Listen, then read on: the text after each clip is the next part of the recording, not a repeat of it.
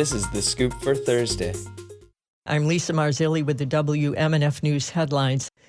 Two organizations have awarded almost $5 million in grants for nonprofits focusing on underserved zip codes in South St. Petersburg.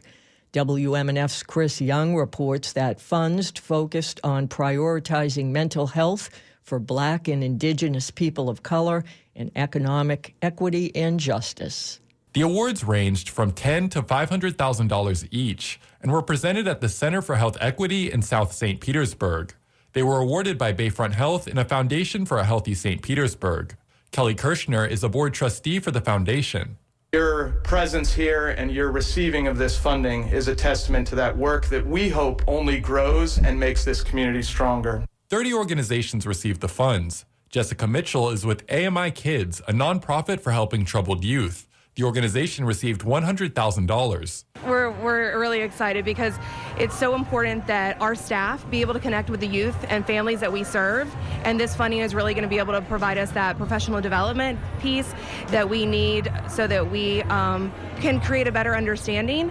Celeste Collins is with the James B. Sanderlin Family Service Center. She says some of the almost $500,000 her organization received is going towards hiring staff and expanding school aftercare. Our grant, our project is going to support and increase school readiness, school literacy, and the school success of students in Pinellas County. For WMNF News, I'm Chris Young in St. Petersburg. A bill that would legally allow employers to work minors 16 and older over 30 hours per week and gut other protections for older teens on the job is poised for a vote by the full Florida House. The Orlando Weekly reports the proposal, sponsored by St. Pete Republican Linda Cheney, has been met with a wave of opposition from labor unions, teachers, and social advocacy groups. Those supporting the bill include the restaurant and tourism industries. Florida's highest court says it will hear arguments over the constitutionality of the state's congressional map. As Valerie Crowder reports, voting rights groups are challenging the removal of North Florida's only congressional district where Black voters could elect their candidate of choice. Governor Ron DeSantis proposed and signed into law a map that removed the former Congressional District 5 nearly 2 years ago. The district stretched from Gadsden County to eastern Duval County and was held by former Democratic Congressman Al Lawson. A state appeals court upheld the map last year, prompting voting rights groups to appeal the case to the Florida Supreme Court.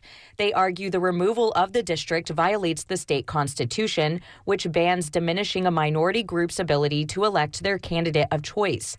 Attorneys for the state had argued against the state Supreme Court taking up the case, but the court has rejected that request and ordered all parties to spend the next few months preparing for oral arguments, which will be set at a later date.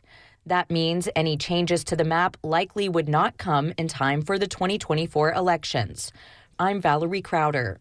A second Republican has opened a campaign account to try to unseat House Minority Leader Fentress Driscoll in the November elections. Tampa Republican Rico Smith opened an account Monday to run in Hillsborough County's House District 67. A finance report shows Driscoll had raised over $71,000 for her campaign account as of December 31st. Also in the race is Tampa Republican Lisette Bonanno, who raised just over $6,500. A newly formed group is asking the city of Clearwater for a $10 million redress over 2 destroyed and erased segregation-era cemeteries where more than 400 graves have been discovered.